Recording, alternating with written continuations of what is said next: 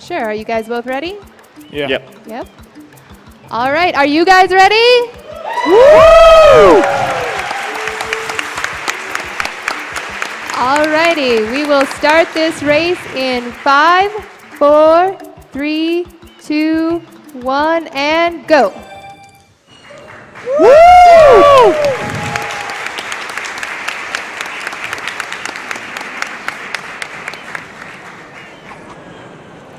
All right, so I guess we'll start off by introducing ourselves. I'm Bounceyboy. I'm Kaffelon. And this is our couch. We got V-Man here. I am Raise Fire. I'm Jay Buzzy B. To my left, I have Link Fan 21. I have Pear Strike. So I guess to begin, we should explain kind of how this game works and how you get to the end and how you beat Bowser. Because unlike Super Mario 64, where you need a certain number of stars, this game actually only requires you beat the Shadow Mario in each level, and which is always the 7th shine. So in this run, you're actually going to see them intentionally skip shines in some areas where it's possible, so they can get to that 7th mission sooner rather than later, and eventually beat the game. I think the shines are going to be skipping in this run will be Gelato 6, which is the fish swimming in the reef. They're going to be skipping Bianco 1, which is the initial fight with one of the piranha plants, and they're going to be skipping Pinna 5, which is actually a new skip, which we'll talk more about.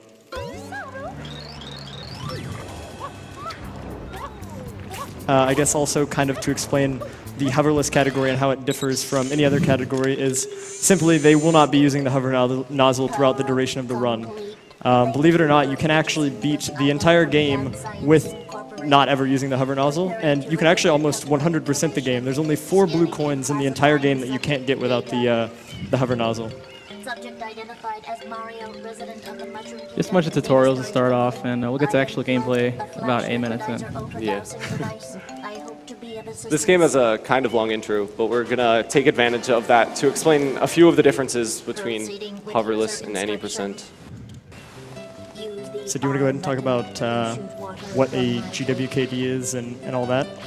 Yeah, I can do that now. So in this game, there's one mechanic, like one main mechanic that we're going to abuse to do the game without the hover nozzle. It'll allow us to get a little extra height when we're facing a wall. So if you press Y to go into first person in this game, you actually have a very short period of time where you can do another input, and Mario will do that before you go into first person. So if we're facing a wall, we can actually press Y and then A really quickly, and it turns the camera around and allows us to wall kick back at the wall that we're like sliding on at the time. So that we'll be using that a few times throughout the run to get us to be able to grab ledges above us. Yeah, it's the two terms that we use are GWK, which is glitched wall kick, and then GWKD, which is glitched wall kick dive. It's the same thing essentially, but instead of just stopping with the jump, you'll go ahead and throw a B input in there, which will allow Mario to dive over and get to areas that he wouldn't be able to reach normally. You'll actually see that in 2 places early on in the run. 2 notable places would be Bianco 3 on the entrance to the secret there, and Bianco 4, which is the 8 red coins in Bianco Hills. And we'll talk about those when they happen, just so you kind of know what they look like. And yeah, glitched wall kick dives also, they go like directly at where Mario's head is, so they go a lot higher than glitched wall kicks, so often they're a lot faster. Something you may have noticed there is they ground pounded the shine. Like Mario 64, Mario won't actually get the shine until he touches the ground, so a ground pound makes him touch the ground a little bit faster. Yeah, it also ground pounds distort your hitbox a little bit above you, and it allows us to touch the shine sometimes when we're a bit below it. Can I get a quick donation in? Sure. Of course. I've got a $117.50 donation from Og and Drossier. As you are no doubt aware, some group has been senselessly speeding through fair SGDQ this week using some speedrun tactics. The accused is charged with brightening up our wonderful lives, and yes, enlightening our very mind with tricks. Indeed, how can not one donate to Doctors Without Borders? Really though, thank you to staff, volunteer, and the runners for making this event a great week. SMS hype! Hype! Hype! So at the beginning, there's not really anything you can do to skip these cutscenes, and one of the biggest deterrents for a lot of people that are interested in running this game is that every time you try to do a run, you just kind of have to sit here for about 6 minutes before the actual gameplay starts. It's quite obvious. This Yeah, this particular cutscene is 3 minutes. It's a good time to get a drink and that sort of thing. eyewitness descriptions. Or more donation comments if we have them. Guilty party sits among us. We definitely do. We have $150 from Claw. As always, an amazing event. Thanks to all involved and good luck to the runners. And we have $150 from, or I'm sorry, $200 from David. Thanks for the entertaining marathon. Can we get some hype for this Mario race? Hype. And one more quick one from Iron Buckeye, $30. Bounceyboy was my first stream to discover on Twitch, so I'm psyched to see him running this at GDQ. Praying to RNGesus for a great run. That's actually probably something, that donation comment's probably a good thing to lead into. This game actually has quite a few elements of RNG in various parts, and we'll try to talk about those when they happen. Some of them, it's not such a big deal, but it really is unfortunate when you're on a really great run just to have it get smashed by RNG in like a King Boo fight or something like that. Yeah, most of the boss fights are RNG in this, unfortunately. So. Yeah, this category has a lot more RNG than any percent does, but it's not the worst thing. Like, it varies, but an average RNG run is not too rare to come across. Now, fortunately, we're coming to the end of this cutscene here, and this is when the gameplay is really going to pick up. It just kind of goes from nothing to 90 miles an hour, like, really fast. Go straight that way. You can't miss the mesh now. Your first job's to get rid of all that ugliness. So right before we get going here, one thing that is important if you've never seen a Super Mario Sunshine speedrun is you're going to see them occasionally spray using FLUDD, and it'll kind of look like the water's going everywhere, kind of in like a shotgun style.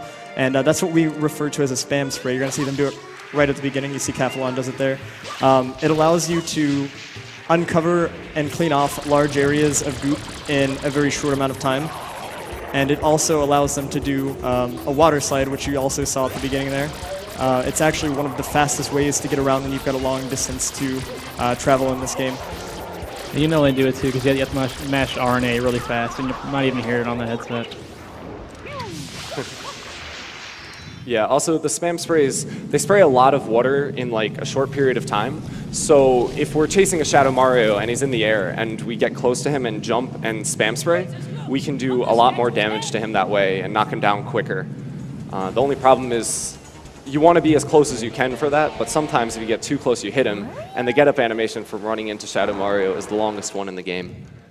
How long is it, like 3-4 seconds? Yeah, Ridiculous like that? It's just ridiculous. It feels like 30. Yeah. Yeah, it really does. He takes a little break.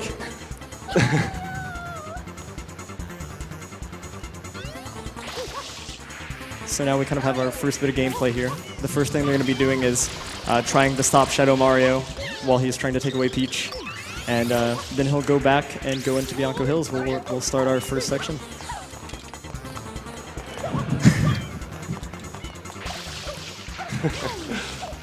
So yeah, if you don't get that Shadow Mario immediately, he actually does. Nice. Oh, They both got early. early Double early M. That's really hard to get. So to kind of explain what just happened there, right whenever Shadow Mario makes the M on the wall, you can actually spam spray at the exact same frame, and if you get it, you'll actually clean off that area and make the loading zone appear before you're able to control Mario. So it saves a few frames. It's really cool. Yeah. So this level is really hard in hoverless. We're gonna do wall kicks up the windmill to PD, and it's pretty hard with the hover nozzles. So once you take that safety net away, much like many levels in this category, it just becomes exponentially more difficult. Here's our first bit of RNG in the run. The location of the spider they're jumping off of is randomly determined. Looks like they both got pretty good spiders though. Nice.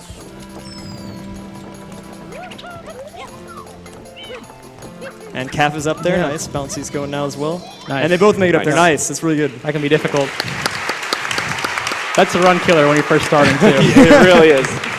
That's hard even with the hover nozzle. So Yeah. So one thing I just did is called a Y-turn, and much like the glitched wall kicks I explained earlier, if you have forward momentum in this game, and you go into first person and you turn a little bit, that forward momentum turns with you, and it allows us to, rather than kind of dive to the side, it allows us to turn that momentum a little bit inwards towards the loading zone for this fight. Here you really see spam sprays in action, because you have to take a while to fill PD up, and spam spraying fills them up a lot faster than just spraying them normally. And we do this backflip to get close to his mouth to get more water in there as quickly it's as one of the possible. fastest ways to fill them up. So this boss fight's pretty straightforward. You just kind of spam spray, ground pound, go to his side, and rinse and repeat. Takes 3 hits, and then you're done. And PD's dead, right? He's not coming back. Oh yeah, definitely not. If only. Yeah, so that PD fight, he actually, if you stand in front of him, he'll take a while for him to turn around and open his mouth. But we learned a long time ago that we could just manipulate him by standing 90 degrees or more to his side, and he'll immediately turn to you and open his mouth. So here they're going to be entering into Bianco 3, the first of the secrets, and you're actually going to see what we were talking about with the GWK in action. They're going to use it to get up onto a ledge that generally you're not able to get up to unless you have the hover nozzle. Yeah, without a GWKD, you actually need to use the spider once again to get here, and it's really slow. So we do this instead. I've got a $100 donation from Kyle. You said 700K before the end of Luigi's Mansion. Where's the ambition? Let's do it before the end of SMS. I like the way you think, my friend. Here's Kaffelon. Yep, He gets Kaf it. Nice. gets Oh. And Bouncy gets it Yep, as well. there we Nice. That was really good. Yep.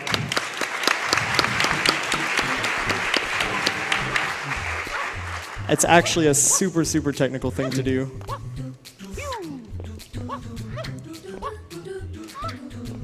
So these secrets are ones that they do both in normal 80% and hoverless. So to these guys, they've probably put hundreds of hours into this. It might look easy, but all of the secrets take quite a bit of practice when you're first getting going. They only get harder from here. Yeah. Yeah. 3 is easy. All right, so coming up is a travel skip here. The thing is, when you go back to Delfino Plaza, there's these cutscenes that load as you see on bouncy screen, and that's just because there's something you can do in Delfino Plaza. So what they're doing here is they want to go here and unlock Rico Harbor, which will get rid of that cutscene from coming back every time. But after they beat PD, there's like a cutscene that plays, and normally they have to watch there and watch it play. But there's a little bit of time during the cutscene where they can go back and actually enter the Bianco portal, which saves them 15 seconds of actually having to walk to the portal after the cutscene is over. And you get to see this really cool animation that you wouldn't get to see otherwise. Really, Yeah. the game can't handle it. See Kaf's going for it now. Yeah, that's great. And he should get it. Nice. There it is. Mario's kind of light And Bouncy everywhere. going for it as well. Nailed it. Nice, guys.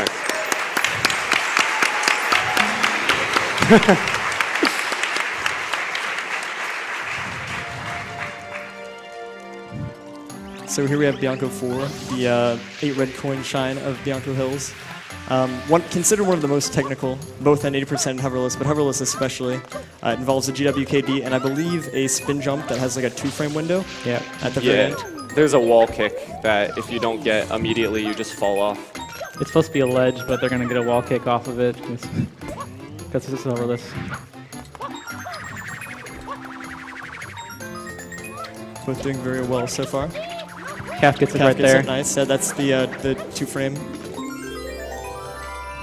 Kaf with a very clean Bianco 4. Bouncy gets it as too. well. Nice.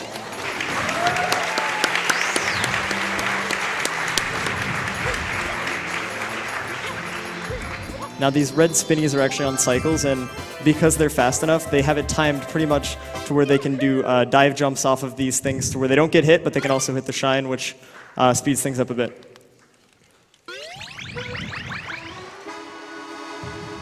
I've got a $30 donation from Deathline. Good luck to both Bouncy and Kaffelon. Absolutely amazing SMS runners. The SMS community is hyped to watch this race. Also, here's hoping that PD and King Boo will not troll. Let definitely. Bouncy decide half and Kaffelon decide the other half. Yeah, These PD's are, coming up right now, Yeah. actually. So getting up to where PD is pretty difficult in this just because there's a really big hill. And we need to get a lot of height with the spin jump. And yeah, if you could explain momentum spins. That would be Right, cool. sure. So Cap just did it right there. basically what a momentum spin jump is it's where your input is Bouncy gets it too, nice. tight enough to not do a spin jump, but or loose enough to not do a spin jump, but I guess tight enough to where he spins quickly. And if you do that, when you do a spin jump, you actually have a bit more forward velocity, which allows you to go farther and get to places, again, that you wouldn't otherwise be able to reach. It's all about messing with the physics in this game. Yeah, just the looser spin jump gives you a little extra height. So this is the real first case of major RNG in this run. Uh-oh. The patterns that PD decides he wants to go in this part of the game is randomly determined. As well as the whether or not he gives you tornadoes. Right. Yeah. Some of the spots are kind of determined, so with one Bouncy got, he's guaranteed to go over the wall, but Calf got a really good starting spot. It's not too much if PD doesn't fly for too long.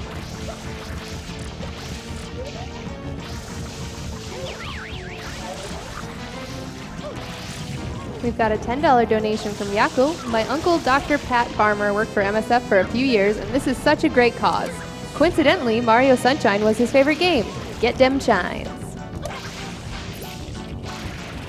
So I'm not getting very good RNG here, but Cap could be getting. Yeah, Cap's Yeah, getting all best right on pattern. it. Calf looks like he's going to get the second best RNG. Ooh. And here you can just see how big of a difference getting good RNG on this level versus bad RNG makes. I think it's an upwards of 45 seconds. Yeah, it can All make right. 45 seconds of difference. Oh no. Bouncy getting a potentially very bad pattern. Oh, yeah. Oh, he's being really mean.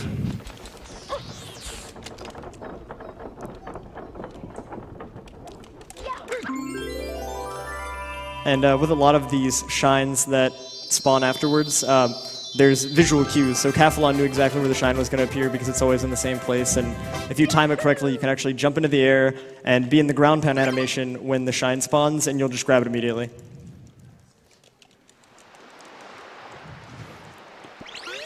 So like I said earlier, Gelato's now open now, so they're going to go take care of that so they don't get cutscenes every time they go back to Delfino.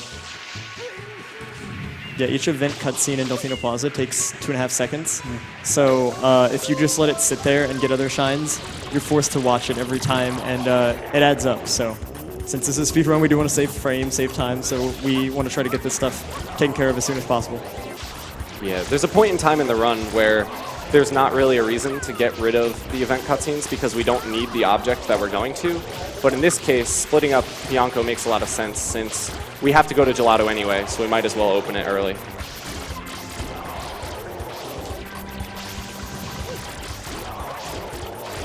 Now this is really where the run begins to differentiate from the normal any percent route that a lot of people use. Typically here, once you open up Gelato Beach, you will go in, you'll enter into Gelato 1, and you'll do the Gelato Beach skip, which allows you to get the 8th shine and then simply go back and do 7th and be done with Gelato Beach. But because that skip requires the hover nozzle, they're not allowed to do that, so you're actually going to see them play through the beginning of Gelato Beach here. All right, Bouncy's going to start up the water slide during this cutscene because they'll move Mario forward closer to it. Saves about a second or half a second. Yeah, if you have momentum going into a cutscene, Mario, just for some reason, he preserves that somewhat during the cutscene and allows us to be a little closer to the level. So Kaffelon entering into the first secret shine of Gelato Beach. It's just a simple sand block level, nothing too rough. But this isn't one you see very often because I'd say most people that run this game run at 80%, and because of the Gelato Beach skip, this is one that really only makes its appearance in other categories. So. Yeah, so in the normal any percent run, we do Gelato Beach skip, which most people have heard of, and it involves using a coconut and hovering, but since we can't hover, we can't do that. So we have to do it a different way, and that way doesn't work until Gelato 6. Oh, troll. The sandbox is so trolling. Yeah. Again, because the secret is one that you don't see a whole lot. Most people don't practice it nearly as much as the others, so it's nothing too tricky, but it can get you. So Kaffelon entering into Gelato 2 here. In this level, you have to get rid of the, what are their names? Plungalos. Plungalos, yeah, it's Yeah. something really particular. And all you have to do is go up onto the satellite dishes you see there, spray them so they're stunned, and then ground pound to knock them off. However, it is a bit of RNG because the location of them on the satellite is randomly determined, and depending on how lucky you get, it can take a bit longer than other. And that GWK capture sit off that wall is pretty hard because a lot of that wall likes to eat your input. So yeah, you didn't have perfect RNG there, but pretty good. Yeah, the second mirror on this level is much more difficult than the first, though sometimes the first one, the 3, can be really spread out, and you want them to be close to each other because you ground pound on the opposite side that they're from. We have a $30 donation from ToonFan. Great job, everyone. Keep up the excellent work. We also have a $10 donation from Darvmeister30, who just says, "Hi, Kaffelon."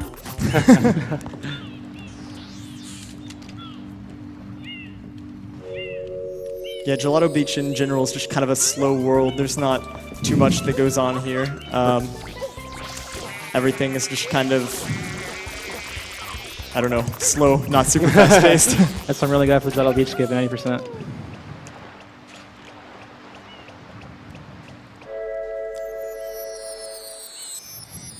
So Kaffelon finishing up Gelato 2 now.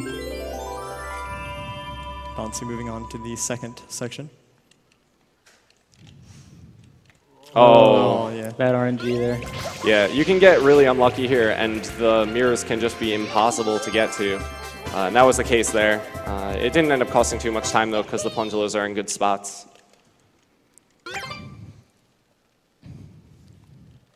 We have a $5 donation from Shy Ranger. I have a question for the runners. How long did it take to do hoverless without accidentally hovering just out of habit?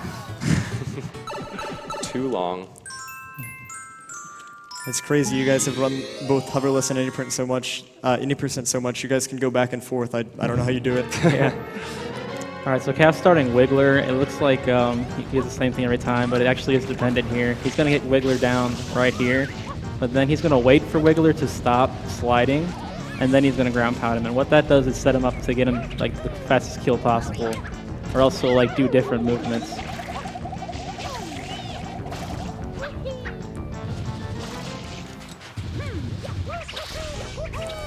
But yeah, again, just another example of showing how slow Gelato Beach can be as a world.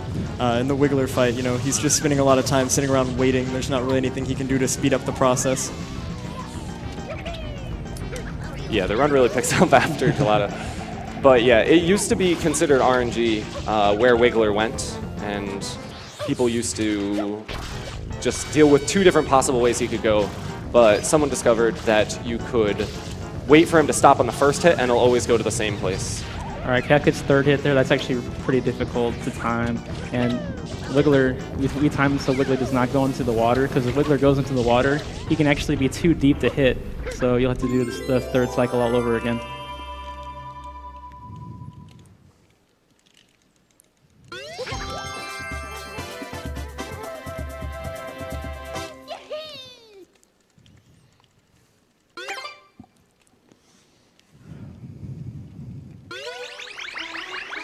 We have a $30 donation from Terces34. Hey guys, had to donate for one of the best Mario platformers of all time.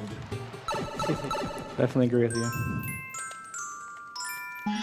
So Calf's starting probably the most boring level in the entire run. It's an auto, it's an auto scroller, red coins, and as YKB knows, this is the perfect time for donations.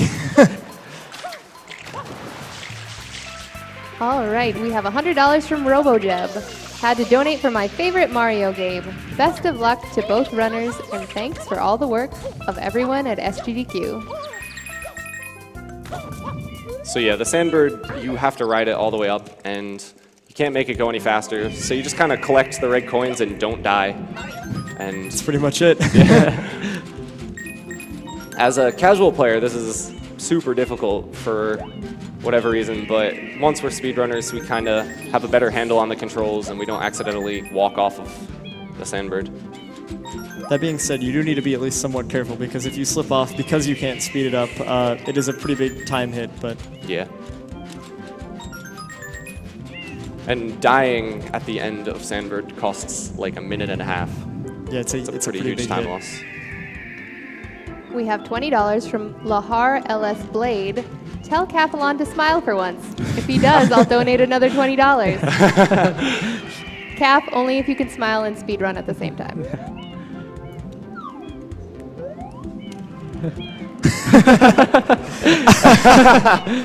We love you, Cass. I personally like the sandbird because of the secret on the other side. I like to call him the waffle bird because of that. Yeah, we kind of try to avoid the clouds that have blue coins, because if you walk off one of them as it's passing through the sandbird, you actually just walk right through the sandbird and you just die. The collision isn't too good there. Yeah, another example of the cloud physics would be in Corona Mountain. It's kind of weird stuff. Kaffelon having no problems at all.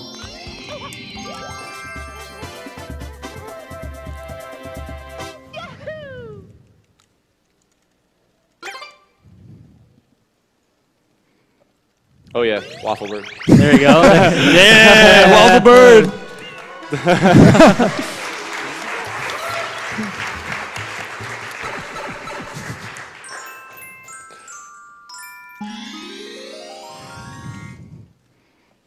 All right, Cass starting the other kind of just already, like the best runners and the worst runners get the same times here because we just walk up to Pianissimo, talk to him. The race always takes the same amount of time. Right, if you play on a save file that's already beaten Pianissimo, he'll actually speed up, but because they're starting from file select at the very beginning of the game, he'll always go the same speed and finish at the same time, so regardless of what time Kaffelon gets here on Pianissimo, it won't make a difference really. And he can actually beat you in the file. Like, he's a joke now, but once he does your stuff, he can actually beat you. Yeah. Cap going for the disrespect here. Just me at this moment, try to climb the pole. He's doing pull-ups. But yeah, as you can see, like, he finished over 10 seconds ago, and he's just killing time.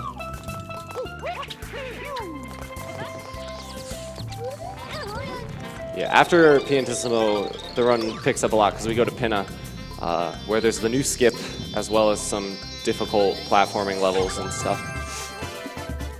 Yeah, we won't finish up Gelato Beach just yet because we need something to still do Gelato Skip.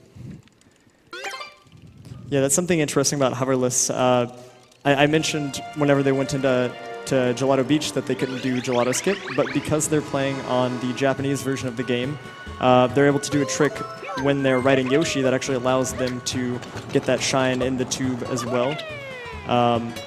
But it's faster for them to come back and do it a bit later, again because of event cutscenes and the like.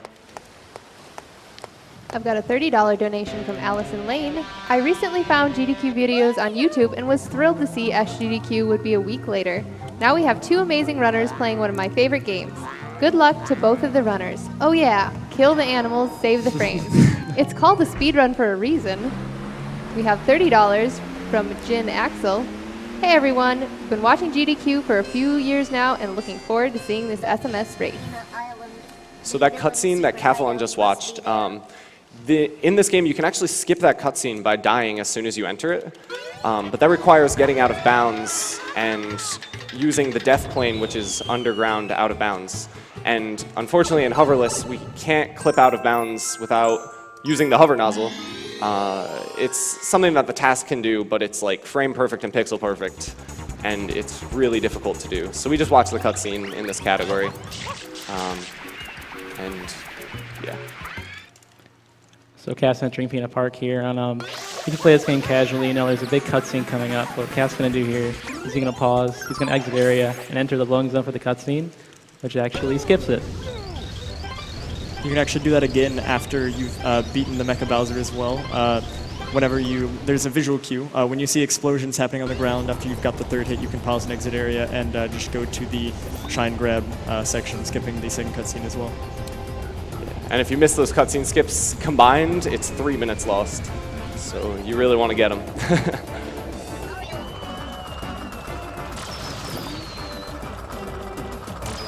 So yeah, on this level, there was for a long time, people thought the rocket shots were pretty inconsistent. They could either go up or down, sort of. And at long distances, the difference between a couple pixels above or below when you shoot the rocket was pretty huge. But V-Man, actually on the couch behind me, discovered that if you actually partly hold down the button before shooting the rocket, it sort of pre-charges it and makes the rocket shots consistent. So this shot, the first rocket that you get, was for a long time considered to be TAS only. But thanks to that, we have setups now so we can make a hit with this first rocket. And also, on this roller coaster, you can spray the rockets and get them back. So we pass through the second rocket, and we actually grab it a little bit later. Yeah, like the that. way the game's programmed is the second water from flood hits a rocket, then you instantly grab it, even if you're nowhere near it.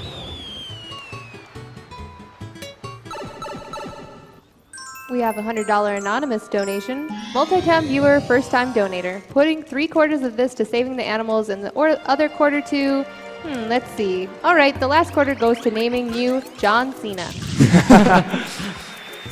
All right, so normally what Cat has to do here is he has to throw 3 bombs at this Monty mole, but he's just going to jump in there with them, and in this case, save the animal.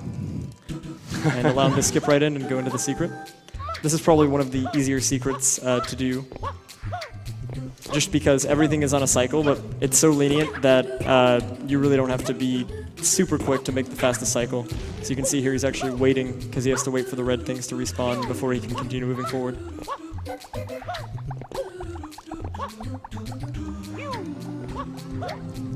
And yeah, they always come back at the same time, so it's pretty rare to see a runner miss when going to dive towards the blocks.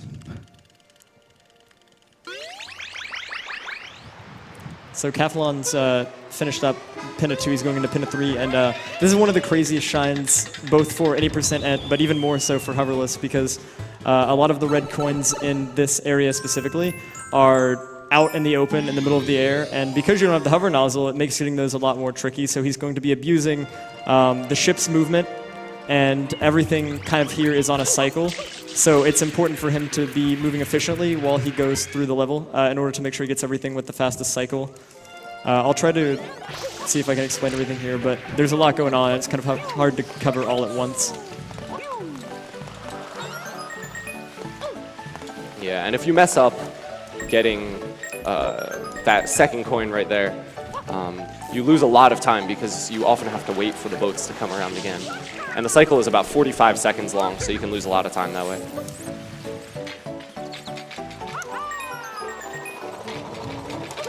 So right there, what Kaffelon just did, he did another one of those sort of loose spin jumps. And what it did is it gave him a little bit of extra height, which allowed him to hit his head on the green gate above him and actually come back down where he landed. Normally that wouldn't be possible with a regular spin jump.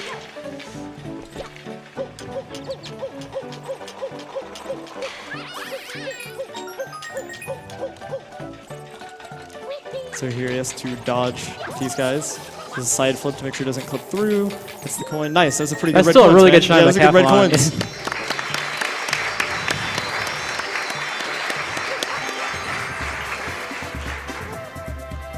See how Bouncy's goes. We have a $30 donation from Luke205. First GDQ, and it's blowing my brain. The dedication these runners have is awe-inspiring. Had to donate during Super Mario Block, as it's my favorite gaming franchise. Shine, get! Oh!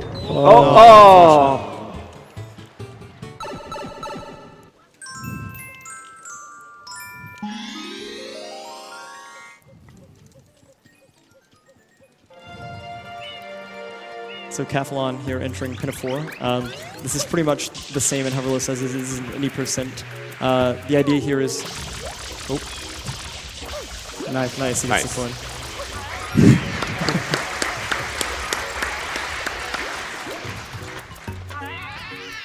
So the idea here on Pinna 4 is he wants to get the attention of all 5 of these guys as fast as possible, but spaced out well enough to where he can get all 5 of them at once. I missed this one, but that's all right. Should still be an easy 2 cycle.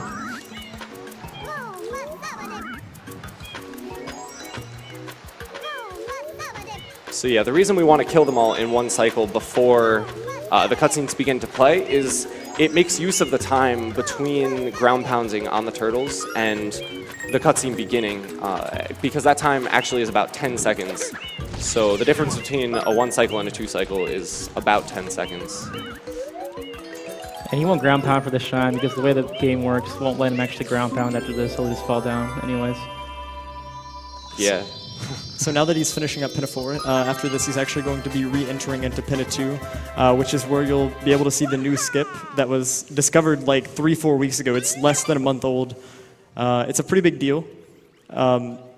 Basically, the premise is it allows you to skip the entirety of Pinna 5 by hitting a loading zone for Pinna 6 and just completing the secret there.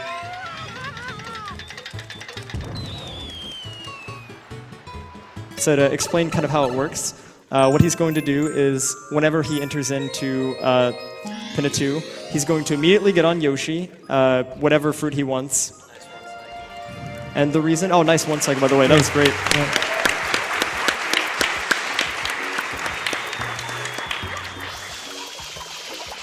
And the reason that you need to have beaten Pinna 4 in order to unlock this or to do the skip is because Yoshi only appears after you've beaten Pinna 4. So now that he's got Yoshi, he wants to immediately turn Yoshi purple, because when you're on a purple Yoshi and he spam sprays or just hits an enemy with his spray, the platform will move horizontally, and that's going to be important because he's actually going to be clipping through the entrance to the park here with this fruit, and he'll need the horizontally moving platforms to move across a kind of unobtainable area called Limbo that you can't walk through normally with Mario. So nice, he gets the clip. Next, he's going to do a double jump and stick Yoshi up against the wall here, and he'll just kind of float there. And what he has to wait for is a purple bullet bill. Oh, he gets one, but he gets blown up. Yeah, that's happens when you get a second or first. They might hit each other and blow up. But after he gets a purple bullet bill spawned, what he's going to do is he's going to go to the pole and then turn around to get him to face the direction of the merry-go-round, spray him, there you go, and eat his fruit through wall to turn Yoshi orange, and then ride him across to the merry-go-round. Now Yoshi needs to be orange here because in order to activate the secret, Yoshi has to be orange on the merry-go-round.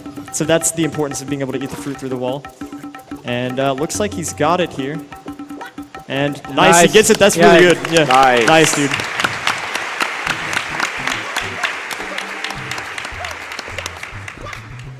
And you'll see here, once he finishes this secret, he'll actually get the 6th shine, skipping the need to do the 5th entirely.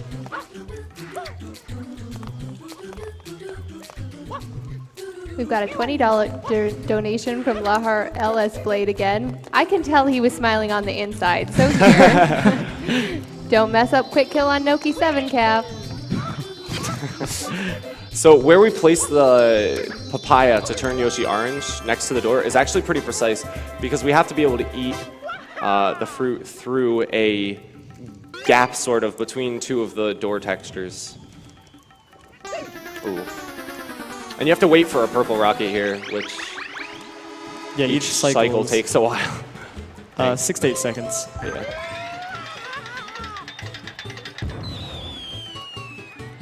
You'll see on Kaffelon's screen, whenever he goes into the shine select, that Pinna 5 is actually blanked, showing that he successfully skipped it. Bouncey getting really bad luck here. Hey. Right, he gets one, nice. Again, goes to the pole, turns around. Has time to eat through the door. And nice. You're fine. Kaffelon finishing up Pinna Park.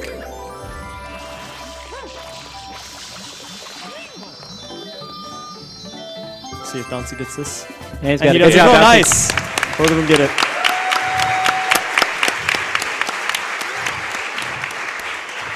You can actually soft lock doing that if you do it high, so that's why those guys play it so safe. And seriously, both of these guys are awesome runners. They stream this game all the time. If you're not already, you should definitely give these guys both a follow. Very, very good runners.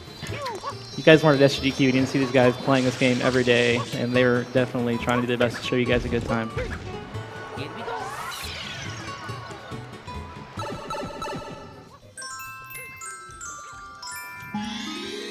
So Kaffelon here entering Rico Harbor. Rico Harbor's, I mean, it's not nearly as nifty looking as Pinna Park, but it's not quite as boring as Gelato Beach. There are a couple difficult levels. Rico Harbor is a lot more difficult in hoverless than it is in any percent.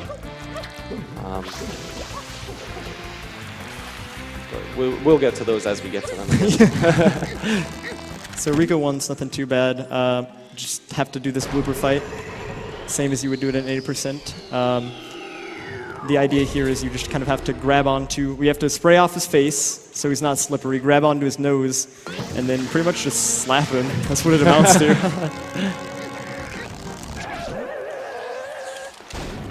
Ooh. Still fine. So yeah, still right.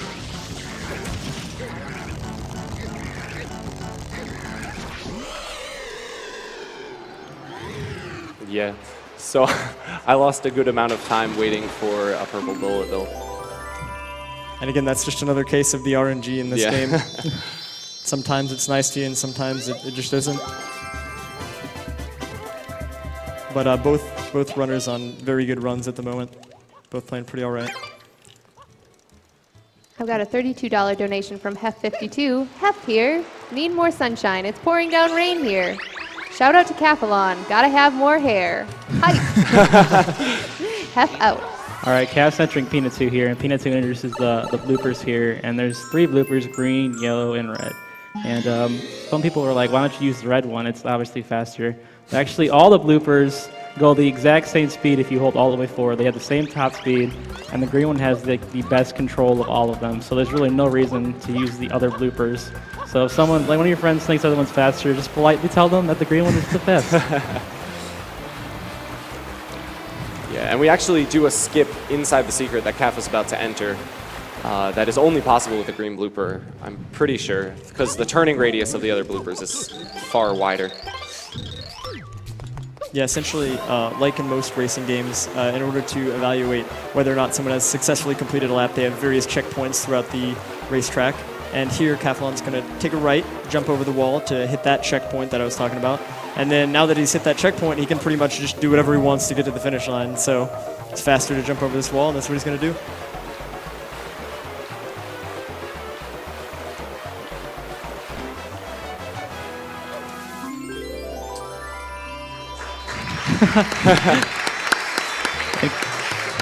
Yeah, Caf gets the really hard to time jump into the shine. And it's super easy to actually go to the side or to overshoot that, so getting the angle and getting the right height is actually pretty tricky, so it's well done. I just want to point out really quick that we have less than $2,000 left for the Chrono Trigger 100%, so get your donations in for that. Okay, Rico 3 is a pretty easy shine to do in any percent. It's less than a minute usually, because it involves just like spinning and getting underneath the gate there. But in hoverless, it's a little bit harder. Kaffelon's going to try and go faster. You get a cycle on the hook above the ship. Let's see how he does.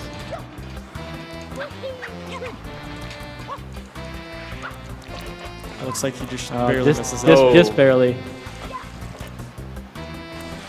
And he has to wait a bit. I believe the cycle on the hook is around 17 seconds, so.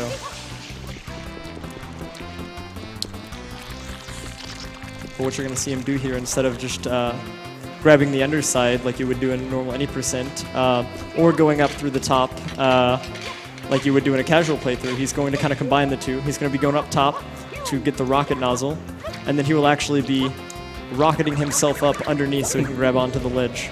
Because the rocket nozzle is not the hover nozzle. Yeah, so we can use that. And there he goes, gets it. And there's the shine. Yep. Bouncy also looking like he should be able to get the mid-air shine grab. Nice, and he gets it as well. And the casual casual way to do Rico 3. You have to actually climb all the way to the top and jump through. I guess it's shaped like A vase or something? I don't know. But yeah, there's a hole in the top, and that's the intended way. But they put a little grate in the bottom of it so that people don't get stuck in there on other levels. And we abuse that in speedruns. All right, Cast starting Rico 4 here. Probably one of the hardest secrets to get down for anybody. The entrance is a little bit different in hoverless, and we'll definitely give Cast some time during this shine. I have a quick $30 donation from Liam6. Mario Sunshine is the perfect summer game, now being done quick. Save the animals. Bounceyboy Nice. here making the first cycle. Nice. There you go.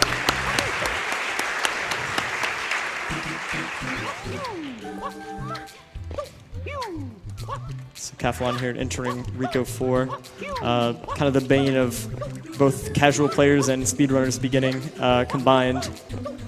So there he actually does a rollout dive into a buffered spin jump dive, which allows him to get the extra distance. Does it again there.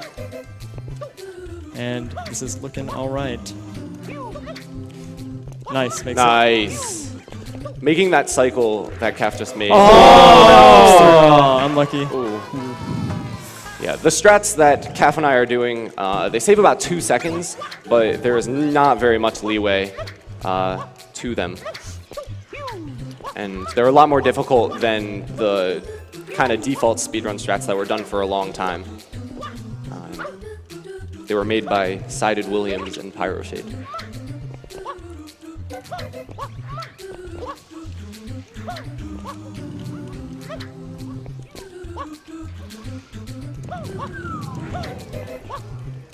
And this should be good. Yeah, nice. And he gets it. Nice.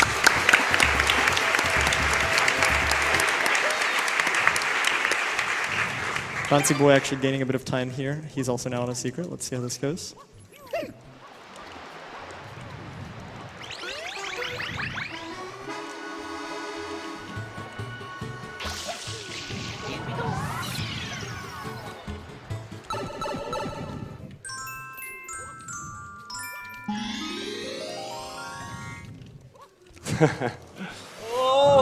Should be okay.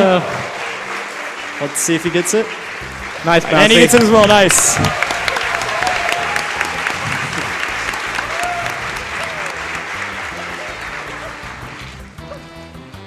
So Kaffelon here going into the repeat blooper battle. There's a really big double jump there, and there's a little lip in front of you, and you can actually hit that and it just kind of eats your jump. So Kaf does a good job avoiding that. And this fight is similar to the other one. I think really the only difference is you have to pull back his nose a bit farther. I don't know if that's supposed to be considered more difficult or what. I But think it is. The cycle boss type is a little bit harder.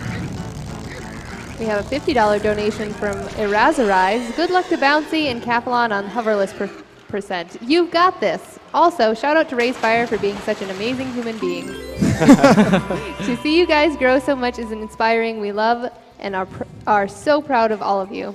Sincerely, the Racefire community.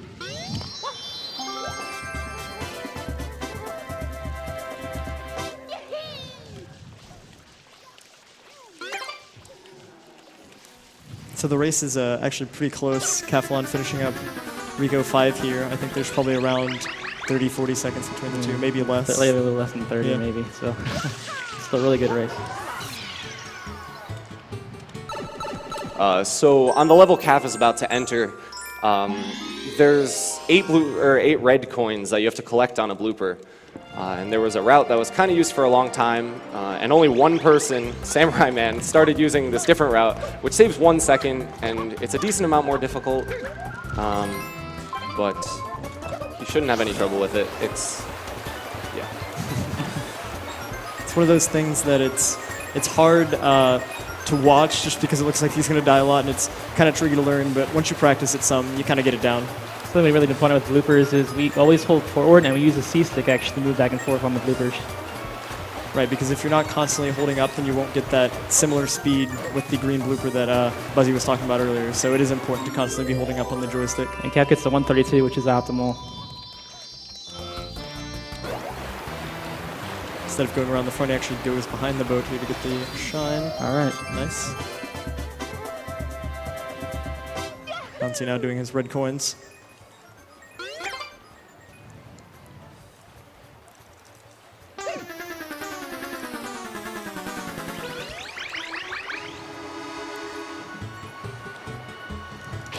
The 7th one here can be a little sketchy.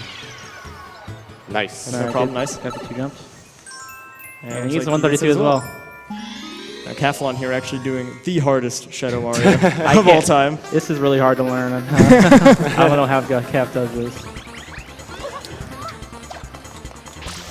Basically, if you just roll out and run behind Shadow Mario, you just kill him there every time. So It's because of how he's on slopes. When you spray him when he's on a slope, it does a lot more damage than spraying him normally.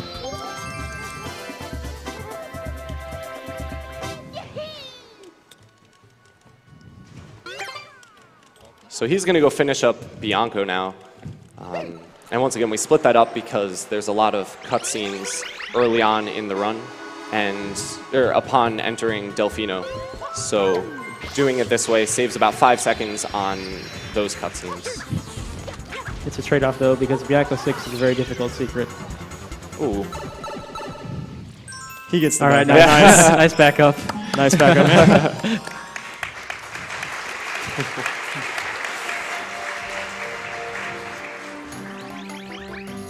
We have a $300 donation from Nara Masters. Never had the chance to play Chrono Trigger, but loved Chrono Cross. Would love to see the all of Chrono Trigger.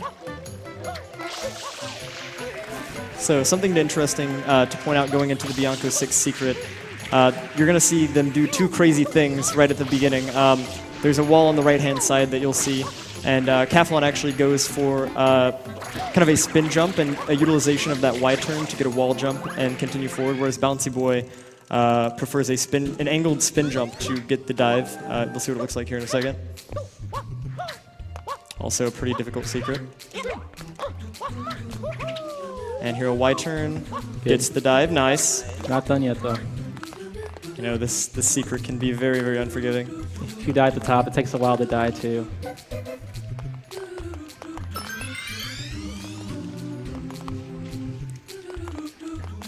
Ooh.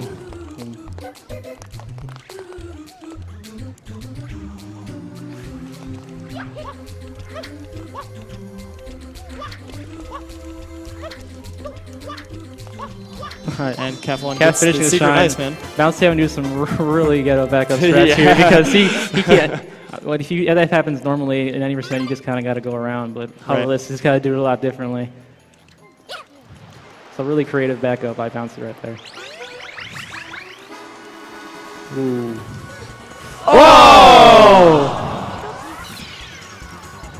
So yeah, that water slide, you're supposed to roll out over a gap, and the input was a little bit late, and I ended up bonking and falling in the water.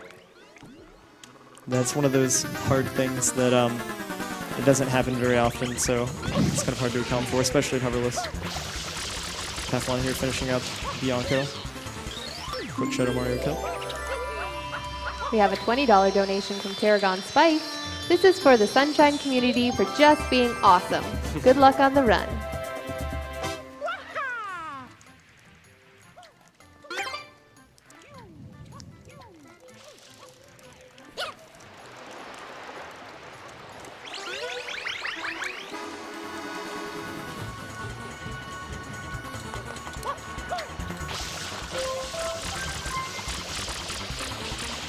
So now that Kaffelon's done with Bianco Hills, you're going to see him do a few things.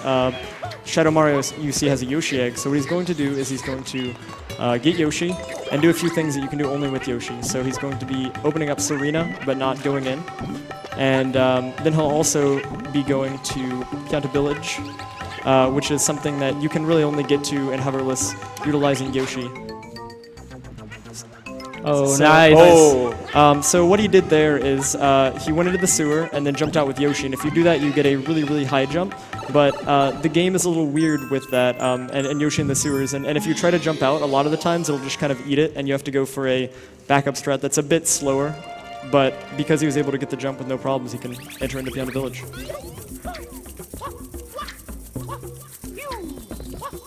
All right, Bouncy finishing up Bianco 6 there. The chocolates are RNG, but they have patterns. So these guys know how to handle pretty much every pattern that they can possibly get. Yeah, this is one of those shines. It's pretty much the same in hoverless as it is in any percent. Pretty much any category you do this pretty much the same. Really, the only thing they can't do here is a hover slide, which is just a movement option. So execution-wise, this looks pretty much the same. Kev got pretty good RNG there too. And he pauses there, which spawns the shine immediately, because if you don't pause, you have to wait for Flood to have a text box. Right, the way that works is Flood actually will bring up a text box telling you to be good to your pets, and if you pause and unpause, it actually cancels out that text box. And the way the game's programmed is the shine appears after that text box goes away. So by pausing and unpausing, you actually can spawn the shine sprite faster. We have a $50 donation from Jason143. Thanks for everything you do. I love this event and watch it as much as possible. 5 years ago to the hour, I got married on the roof of the Crown Plaza, right above you. That's right, I'm watching SGDQ with my wife on our anniversary. This donation is my gift to her. After all, nothing says I love you like killing the animals. Thanks.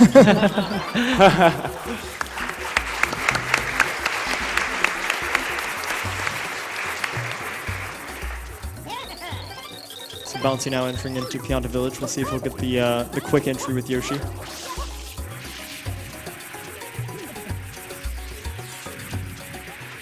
He doesn't get it.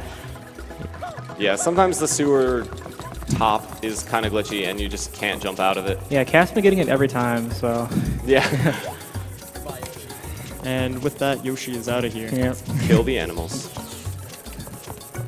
So Kaffelon on another one of the Piantissimo levels, I think the second out of the 3 we're going to be doing.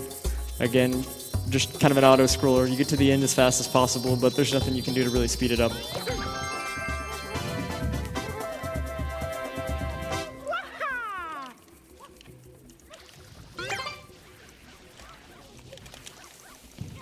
Bouncy getting good first RNG on this Chomplet. Good second RNG as well.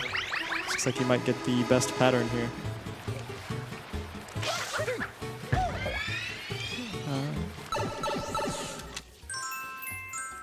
Yeah, let's Nice. see, you guys best luck on that. So Calf is starting a shine that you already start without Flood, so it's already hoverless, but the end of it is actually kind of hard because you're supposed to use the hover nozzle to get on the gold mushroom.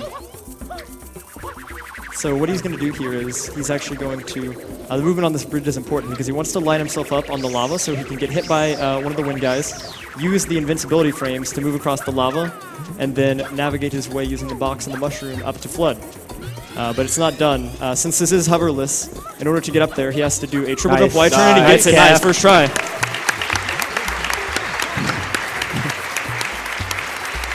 That's one of those things that people say is why they don't run hoverless, is that right there. Yeah, you have to curve your momentum around the edge of the mushroom, and it's pretty difficult to do.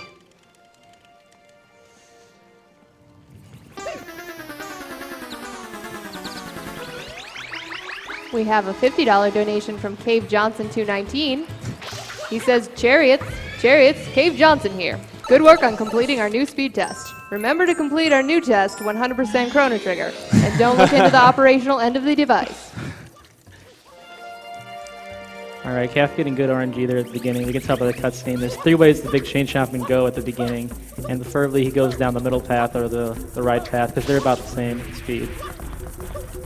And he's going to grab the chain, and he's going to hold B on it and hold forward, which makes the chain jump actually go a lot faster than he normally would.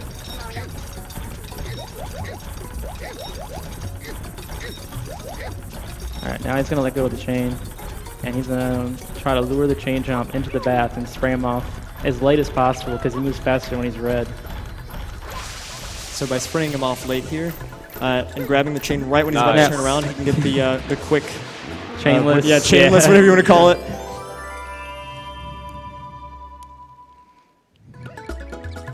And again, this is probably one of the most RNG-heavy worlds in the run. RNG on the first shine, the 4th shine, the 5th shine, and I think that's it, but that's like around half. So. Yeah.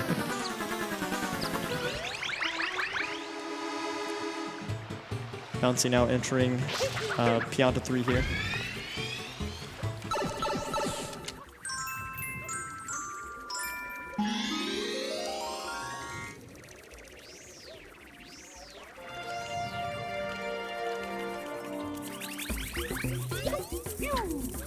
Gets up to flood.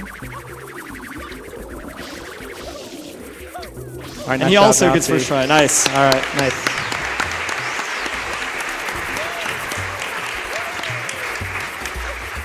So Kaffelon here, he's on Pianta 5, and if you've seen any percent run, you know that we usually skip Yoshi, and it's called Yoshi Skip. It's a really hard trick, but we don't do it in hoverless because, you know, you have to have the hover to do it unless your task has to do without hover.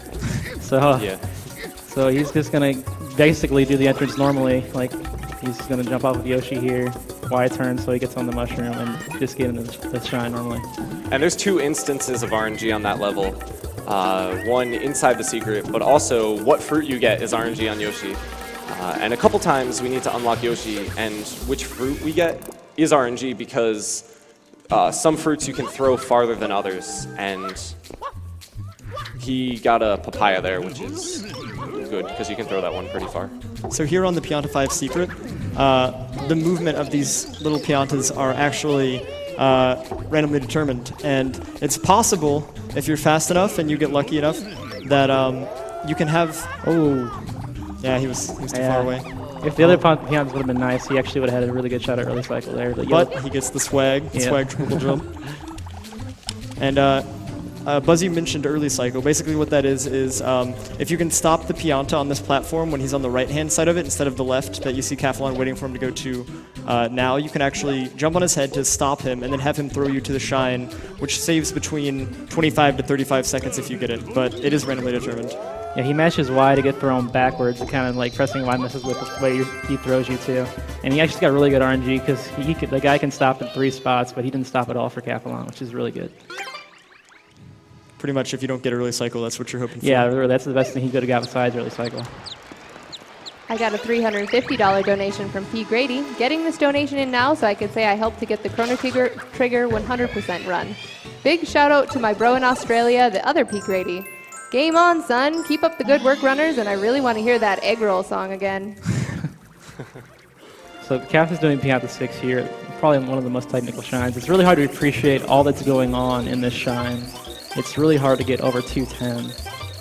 Like back when I started this, it wasn't even possible to get over 210. We thought like 205 was really good. So there's a lot of technical stuff going on. Basically, he wants to clean off the Piantas early because they do a little animation before you can clean them off. And then there's a way, I think just holding down R and then just pressing A to spray up, quick clean the Piantas, which is a lot faster than just kind of waiting there. And he has to line up things later in the level called like early unlocks, which will get the Piantas out a lot earlier than you normally could. He's gonna line up for one right here now. Yeah, this is a good example. And he got that Does one. get the snipe, nice. And you can see now that by the time he gets here, you can quickly clean him off. And just barely. He didn't clean yeah. out enough. Yeah, that's unfortunate. This is another one of those examples of how spam spray is really helpful. You can see that the Piantas are getting cleaned off essentially instantly. That's because he very quickly holds down R all the way and then hits A to do the spam spray right next to him, which cleans him off. And 206, it's not Yeah, that it's still time. really good. Bounceyboy now on the Pianta 5 secret. Ooh. Yeah, and he doesn't get early cycle either. That's all right. As long as this guy doesn't stop moving, this should be pretty all right. Come on, man. Nice. He's Ooh. going nice. That's actually really good RNG. That doesn't happen very Yeah, they frequently. both got it too. We have $50 from Chris94. Hey y'all, Chris here from the Hula Gang. Oh! So I kind of saw what happened there. He kind of threw Bouncy forward for a second, and then he went backwards. Just kind of like messed up his momentum. Don't worry, Chris, it wasn't your fault. Chris here from the Hula Gang. Hyped to see these 2 speedrunners duke it out in hoverless. Shout out to my boy, Raise Fire on the couch. Put this money towards Couch's choice. Chrono Trigger 100%? Yeah, why not? Yeah, let's do it.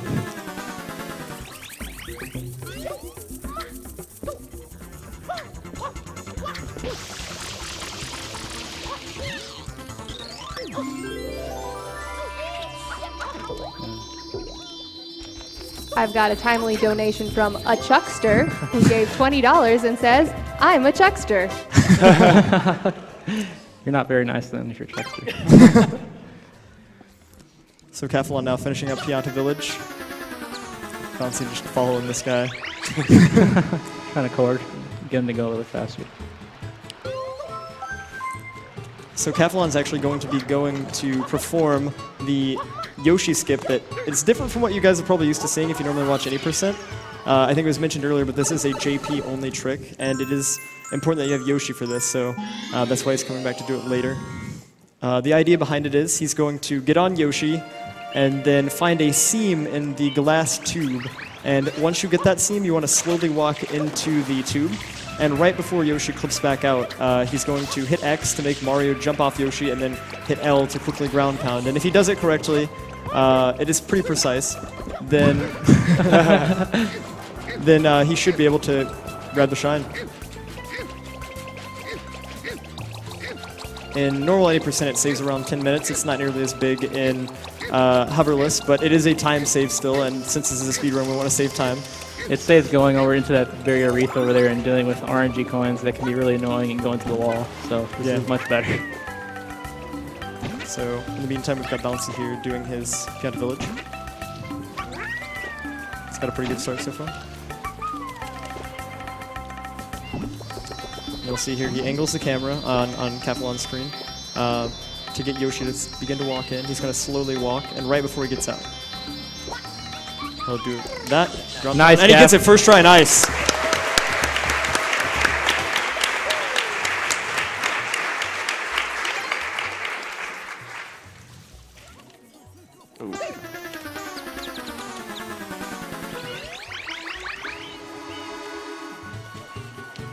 We have a $50 donation from Iceberg. Had to donate during the best speed game of all time. Good luck to Bouncy and Calf, and shoutouts to Jay Buzzyb.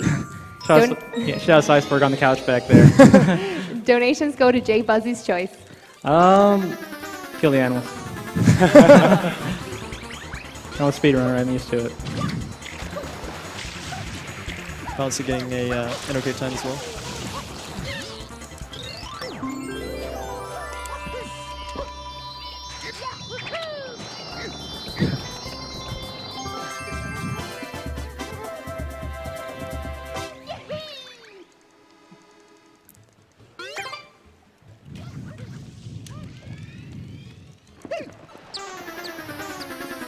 So now that Kaffelon has finished up Gelato Shadow Mario, he will be moving on. I believe he's going to be going to Noki. One of the last two worlds in this run.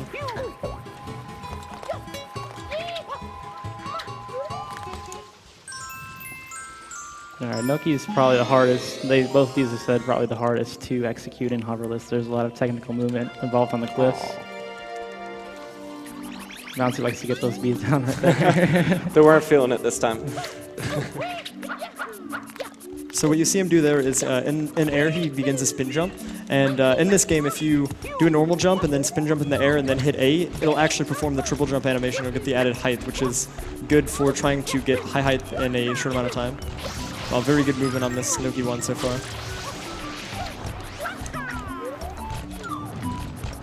He's going to go for a GWK, he gets that nice. And a pretty clean movement from Calf on that Noki one. That's one of the most technical shines in the game. It's very difficult. So Bouncy now getting ready to go for his Yoshi, or his Gelato skip rather.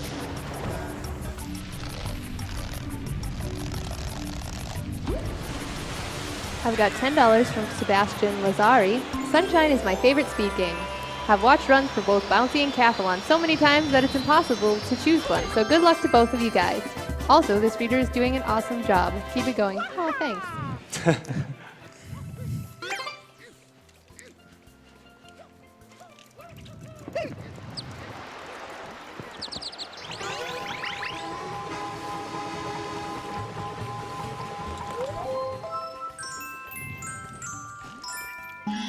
So Noki 2 involves climbing back up to pretty much where he was in Noki 1, so that's pretty technical. And then he's going to basically do the shine completely the wrong way, because this is supposed to be the third time you fight Skipper Rooper, but instead we're going to go to the place Skipper Rooper is supposed to take you after he wins and just get the shine that way. And he's going to use the spring at the top to do that. That's a really hard wall kick to get, the angle's really precise. And Bouncy gets it first try as well, nice.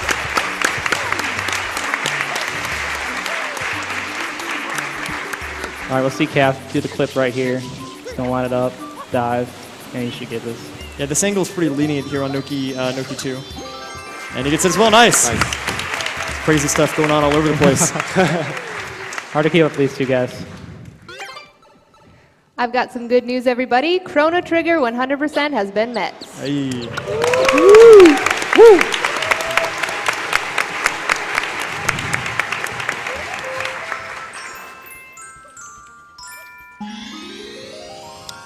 Now the level Kaffelon's doing here is kind of particular in hoverless. These next two are Really hard. yeah, kind of hard to say the least.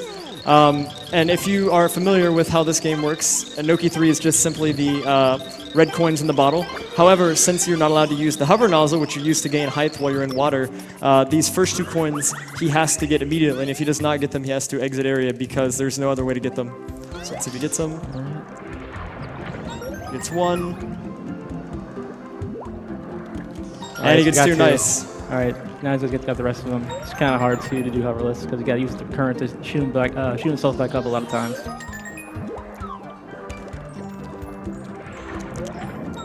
Now an interesting thing is when Mario is on the base of the bottle here, you can actually just navigate him using the joystick. It's really kind of weird. It looks kind of funny, but it works. So bouncing now on Noki 1. Bouncy doing the Y turn here to get the angle. Oh, misses.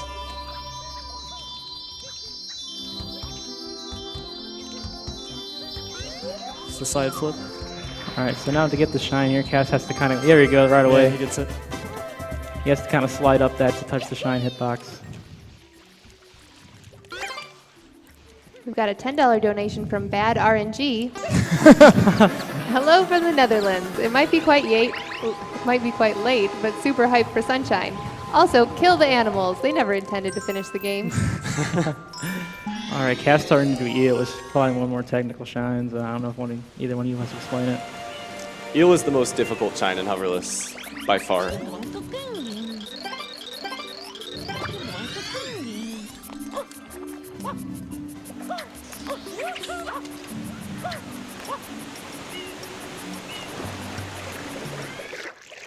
All right, I'll speak now to explain eel. So the eel has 8 teeth, 4 in the middle and 4 on the side. You wanna, with the strat I do, you wanna space it out perfectly so that you spray the side teeth to make him go down.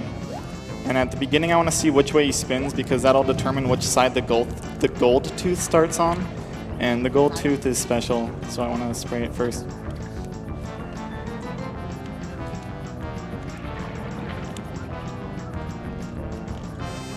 Policy with good movement on Noki 2 so far.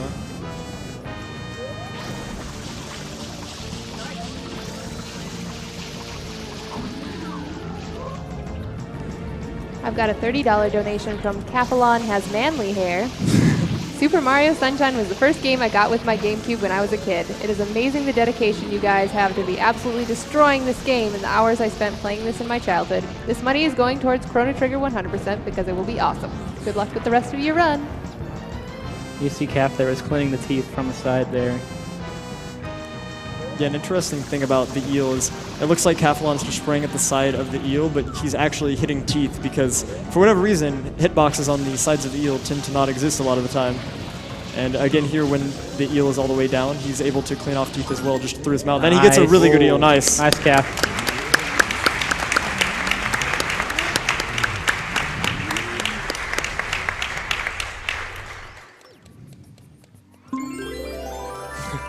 So that cutscene plays completely differently if the eel is down when you finish cleaning his teeth.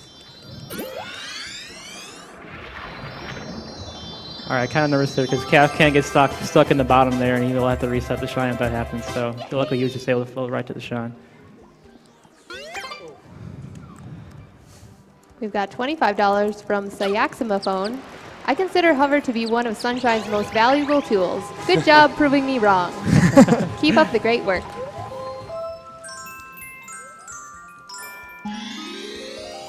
It's Kaffelon now entering into the third and final Piantissimo race. Just rinse and repeat from the other two. Kind of an auto-scroller.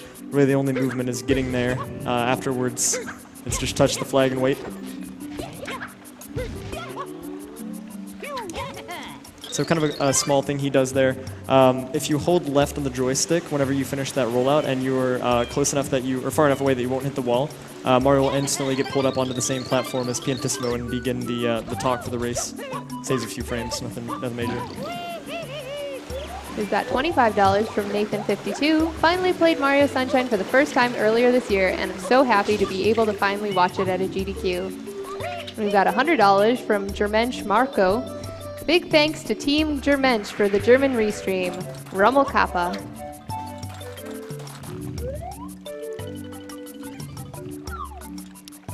So we've got a bit of downtime here, but things are gonna get really crazy as Kaffelon is about to get ready to go into Noki 6, which a lot of people consider the hardest secret in the game, and Bounceyboy now entering Noki 4 to begin his eel. It's not called Choky Noki for nothing. Yeah, No. for sure. So yeah, another thing about the eel is the 4 center teeth. They don't have any effect on his movement, but the 4 outside teeth, they can cause him to go down. The exception of that being the gold tooth. The gold tooth in hoverless eel doesn't really do too much, but you're able to clean that, and then 1 more outside tooth.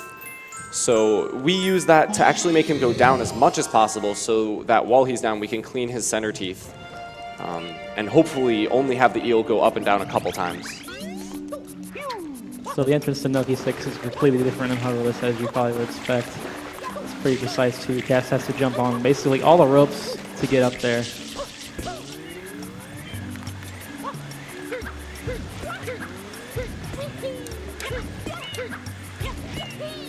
And you see Kaffelon doing a ground pound. That can happen sometimes. Yeah, getting unlucky with the spinny. But you see Kaffelon doing a ground pound sometimes right when he's underneath the wire, and you'll see it again on the Noki 6 secret. The way this game works, if you ground pound underneath something and you're close enough, you'll actually get pulled up onto it. So Kaffelon going into Noki 6 here, we'll see how this goes.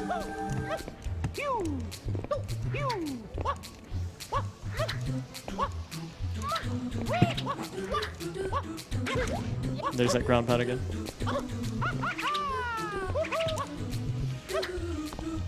He makes the earliest cycle here. There you go.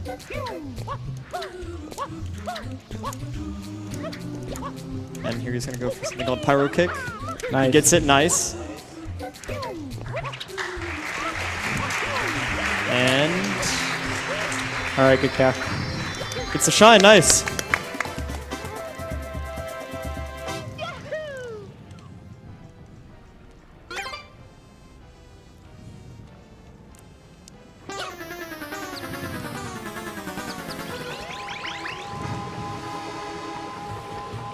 We have $50 from J-Stock. Fun way to donate. Gotten into speedrun watching the last few months.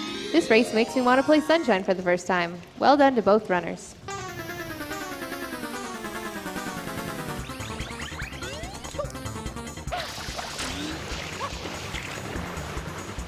He's looking like he's going to be finishing. Easy to say.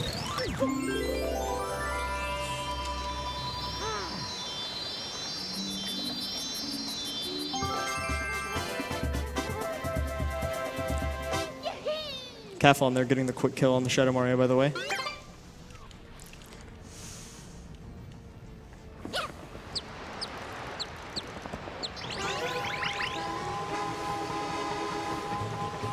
And all right, good job, gets Bouncy. on ice.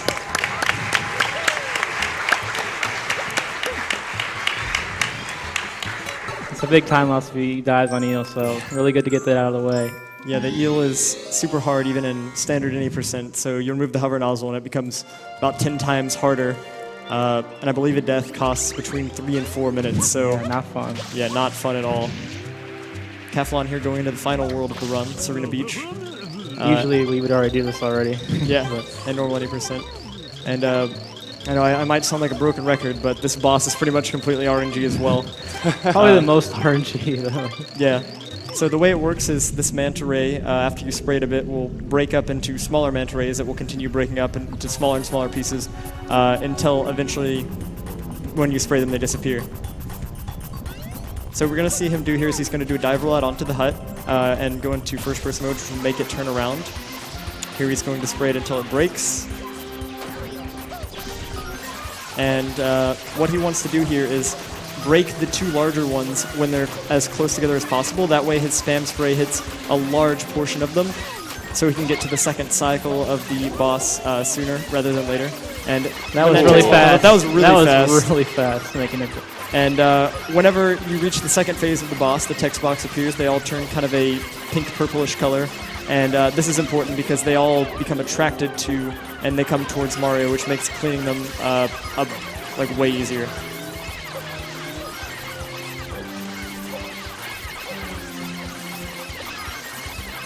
That was so fast. That was a That really, was really, so really fast. good.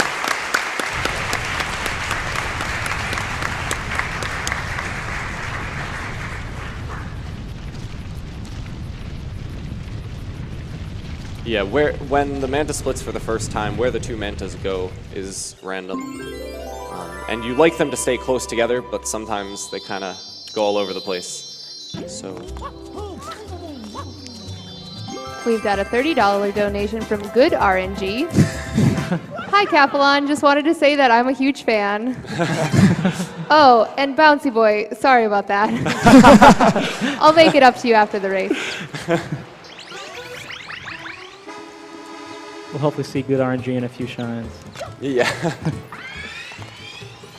It's Bouncy now entering Noki 6 and Kaffelon entering into Sirena 2. My two least favorite secret shines combined. Yeah. The entrance and the secret are both terrible.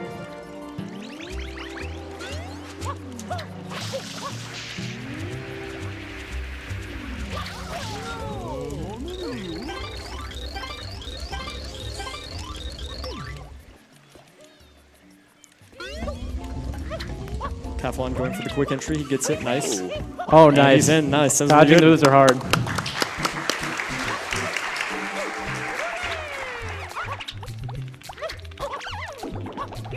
It's going to be kind of hard to see both, but They're both on really hard secrets.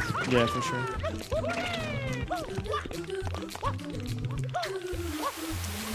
Kaffelon with the spin jump dive. And there's another one. Nice. Bouncy looking like he's going to make the first cycle as well. So Cat's about to go for a momentum spin jump here. And he gets it nice. Nice, Cat. That was really good. Yep. And Bouncy with... A little bit late on Pyro Kick, but he's all right. So to kind of explain again what Kaffelon did there, he waited for the gear to be angled just correctly to where when he did a dive rollout, Mario would actually be running faster because he runs faster when you come out of a dive and you're going up a hill. And then using that momentum from that dive rollout, he was able to do a spin jump, which would allow him to go across a larger area and go farther than you would be able to with a normal one.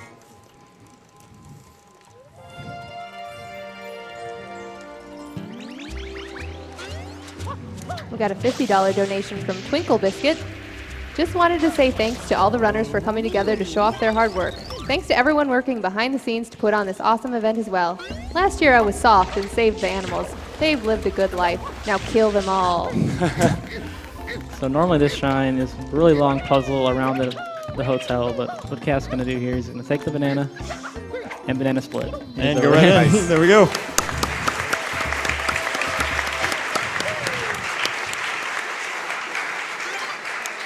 Yeah, that skip probably saves like 2 to 3 minutes because generally you have to run all throughout the hotel and then like into the attic and you know do this and that. But I mean, why do that when you can just go right through the wall? So nice. One of the first tricks you learn in learning this game.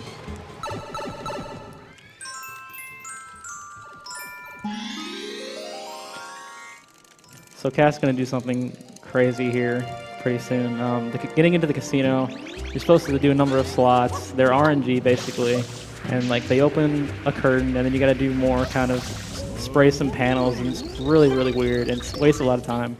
So normally there's a ledge really high up above there for some reason that you can just grab onto and then side hop the clip through the wall. But in hoverless, Cass can't hover up there, so he has to do a really precise spin jump. And he's going to have the wall kick up there. See if he gets it. Nice. And he gets it nice. There we go.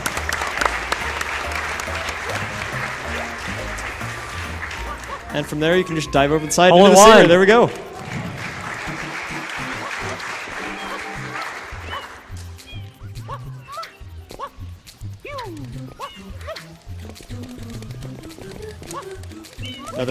spin jump. 1 of 2. Bouncy also getting a really good manta so far. Nice. Yeah. He gets the second pattern, second phase.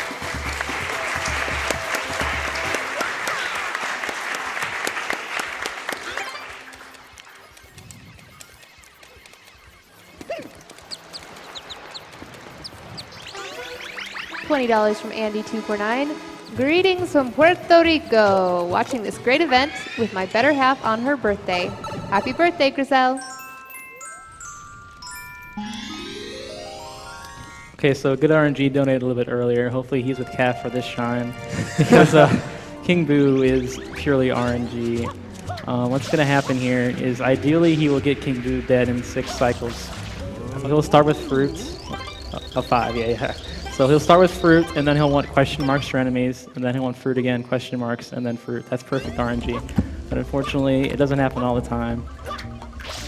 And to kind of explain that a bit more, the way that the game is programmed, you cannot have 3 fruit cycles, or you can't even have 2 fruit cycles in a row. So in order to get perfect RNG on this King Boo fight, you want to get fruit initially, 1 of non-fruit to kind of reset it, then get fruit and then non-fruit and fruit again to finish. And enemies are the fastest thing to get. You don't want bubbles. Oh, the bubbles. So Kaf walks forward here to trigger King Boo to come up a little bit earlier.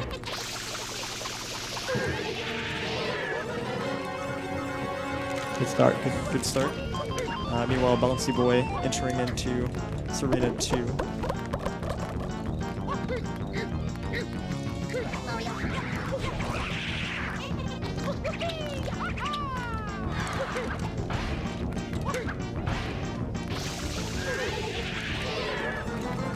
Okay, we're also getting in there, nice. All right, so good for Kaf.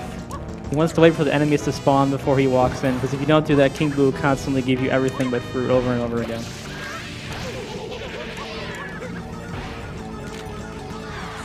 Yep, extra cycle right there.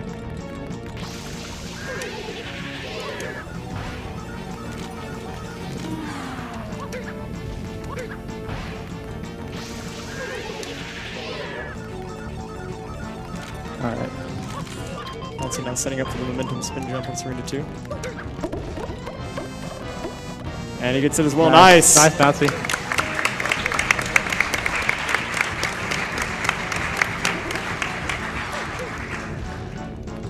We got $50 from Zemtor. First time watching any Super Mario Sunshine speedrun. These guys seem to be doing an amazing job. Keep up the good work.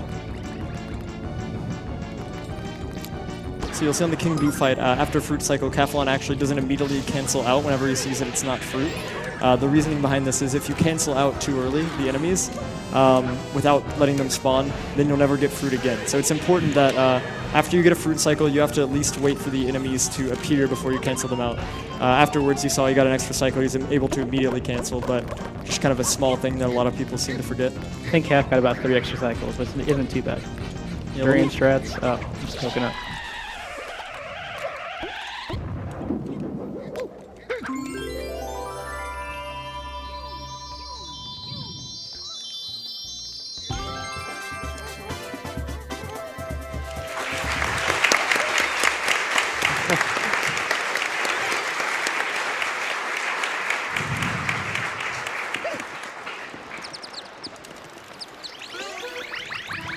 So Kaf is coming up on Sirena 6 now, and that level is the only level that makes the Japanese version of this game a little bit worse. Generally, you only have to clean about 95% of the beach, and there's no invisible goop. But on the Japanese version, there's 3 extra text boxes, I think, and on top of that, you have to clean far more goop, and some of it is invisible.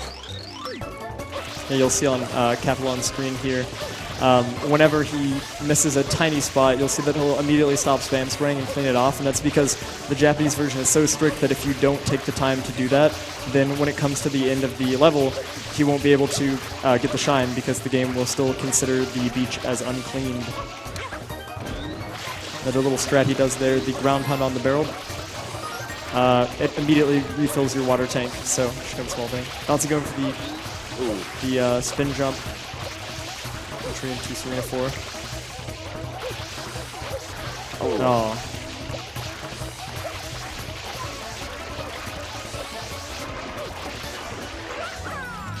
Again, it is really particular, so. Alright, Nice, he gets it, nice. And he gets the hole-in-one, Nice. there we go. And Kev got a pretty good time on Sirena 6 for JP, 216. Yeah, that's pretty good, actually. We have $50 from Aaron Walker. You're all doing incredible work. Keep going. Another $50 from Matt199054. Much love to all the participants at this GDQ. Together, we are making a wonderful change in the world. Nice. Bouncy.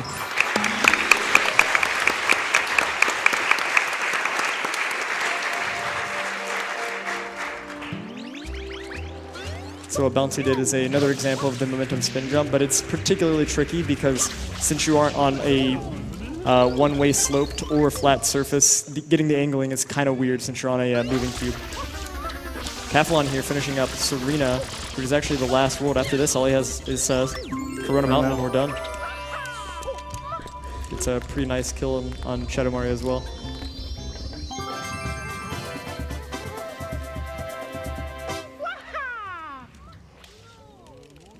We have a $50 donation from Bearman. Shout out to my brother Bob, who after 2 years is finally watching a GDQ live with me. And don't forget to kill those pesky animals.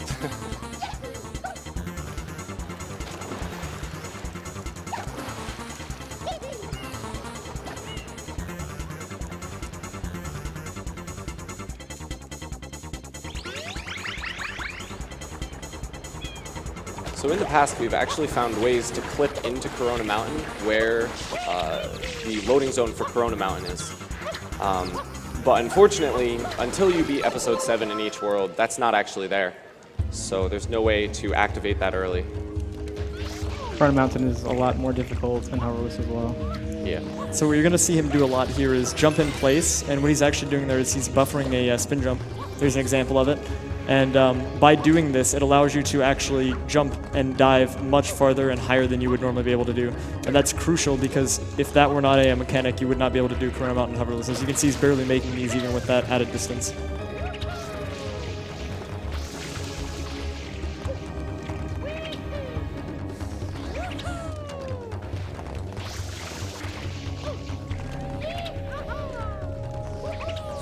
Kaffelon now getting ready to go to the boat here, the infamous boat.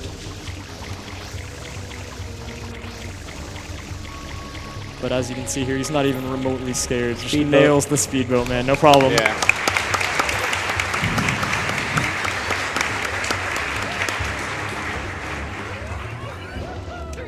Yeah, if you talk to a lot of runners, after they learn speedboat, they can't even do the unspeedboat. It just kind of becomes a force of habit to them. Goes for the cloud skip. Gets the cloud skip as well. Nice.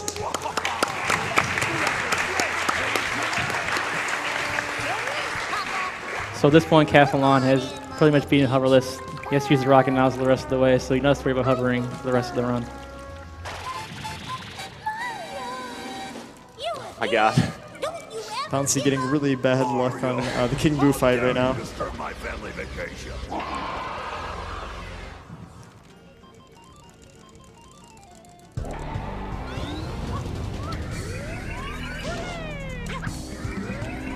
And on this Bowser fight, you can see Kaffelon actually going for a ground pound. And after he gets it, he immediately, when he's in air, he immediately starts holding R to charge up again. The reasoning behind that is you actually have enough time that after Mario recovers, you can finish the second charge shot and dive and get away from the platform, which kind of speeds up the flow of the Bowser fight quite a bit. All right, Kaf closing in on time. Yeah, we're going to need time here in a second. And time.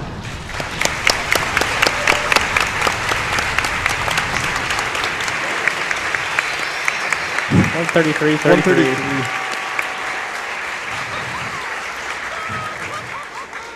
That time was less than 40 seconds off world record, so it was pretty good. Yeah.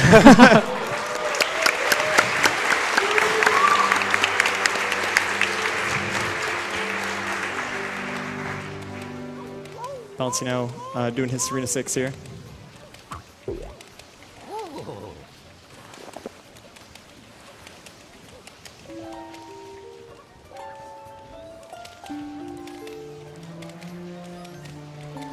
Flood, no.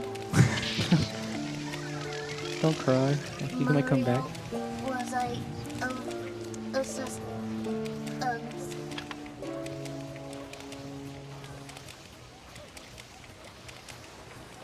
Mario, look. Bouncy also with a 216, not bad.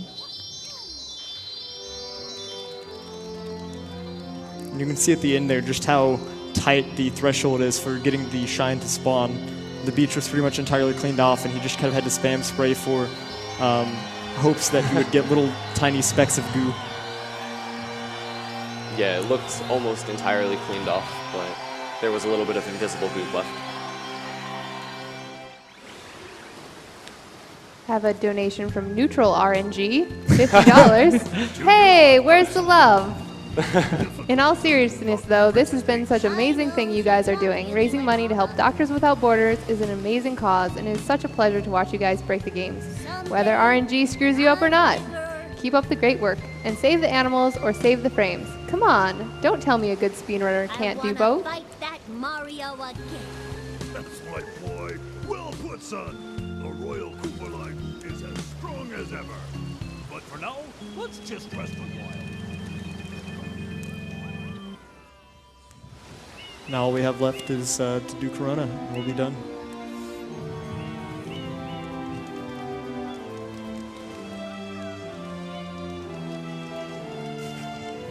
Monate gives $50 and says, Mario Sunshine, all of the childhood feels. Good job, you guys, and thanks to everyone who makes SGDQ happen for us to enjoy. Mwah. Sir Brain Damouge gives $50 and says, Sunshine's bonker physics is a blast to play and a blast to watch. Keep it up.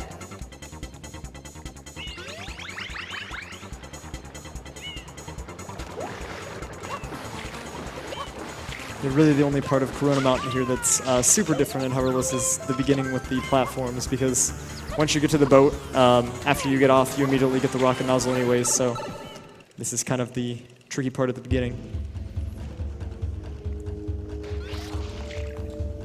We have an $80 donation from Cougs. Always happy to donate to a worthy cause. Good luck to all the runners, and may the RNG be ever in your favor. Put this towards sacrificing the animals for frames. Again, utilizing the buffered spin jumps here. Oh, yeah, that was really really close. tight.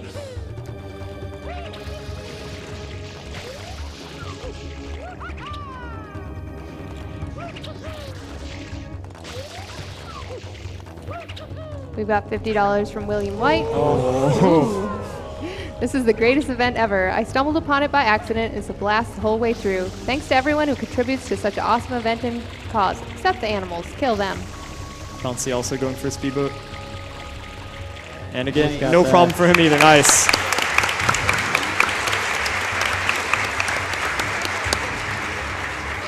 So Bouncy is going for swag cloud cancels, which Skip's kind of going over on their 2 frames, I believe. And if you miss them, you fall down and die in the lava. He also gets a cloud skip. Nice. The water's great, hey, Junior? Sure is, Papa. Come on in, Mama Peach. I think not. Mario! You again? Don't you ever give up? Mario! How dare you disturb my family vacation?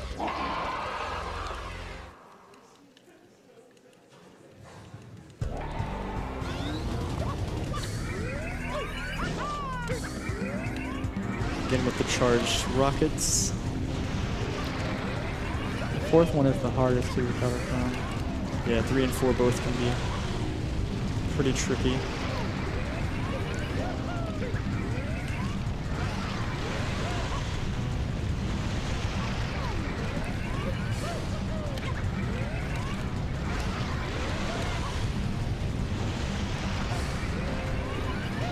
And a very good right. Bowser fight. And time. Nice.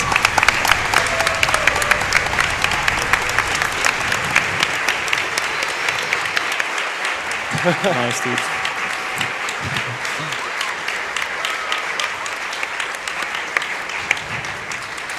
Seriously, these guys are both very skilled runners.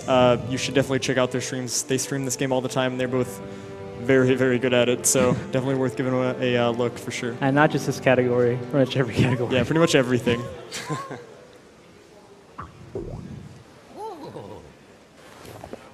Yeah.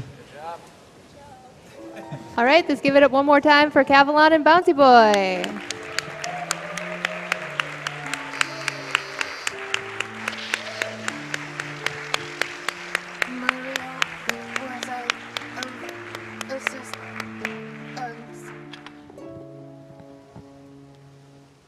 Again, you're watching Summer Games Done Quick 2015. We are a charity speedrunning marathon where all the proceeds go to Doctors Without Borders.